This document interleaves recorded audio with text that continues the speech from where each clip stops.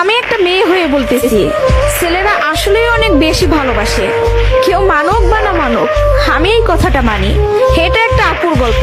আপু আমাকে বলছিল, আমি যখন ইন্টার ফার্স্ট ইয়ারে পড়ি, একটা ছেলে আমার পিছনে সব সময় ঘুরঘুর করতো। আমি যেখানেই যেতাম ও ঠিক আমার পিছনেই থাকতো। আমরা একই মহল্লাতে থাকতাম। সেই ছোটবেলা থেকে আমি ওকে দেখতেছি।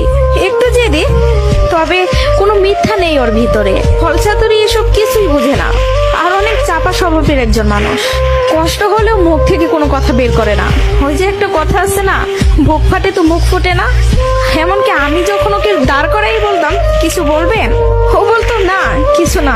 একদিন আমিও ওকে প্রপোজ করলাম আর বললাম, আপনাকে দিয়ে কিছু হবে না, আমি সারাটা জীবন আপনার সাথে থাকতে চাই, আপনার বউ হতে চাই আমি।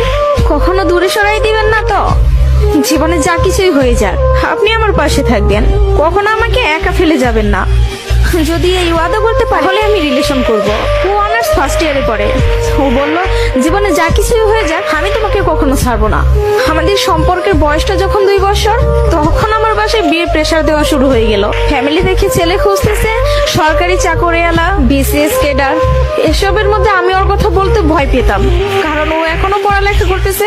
চাকরি তো দূরের কথা, চাকরি পাইতে তো অনেক সময় লাগবে, কিন্তু আমার ফ্যামিলি তো আমাকে সময় দিবে না। আমি অনেক কষ্টে আম্মুকে রাজি করাই। আম্মু যেন আব্বুকে এই কথাটা বলে, আর আম্মু আব্বুকে বলে। আব্বু সাথে সাথে মুখের উপর বলে দেয়, সম্ভব না, বেকার ছেলের হাতে আমি আমার মেয়েকে দিব না। তখন আমিও ভাবছিলাম, কথাটা তো ভুল না, কথাটা তো সঠিক। কোনো বাবা মাই চাইবে না বেকার ছেলের কাছে মেয়েকে বিয়ে দিতে।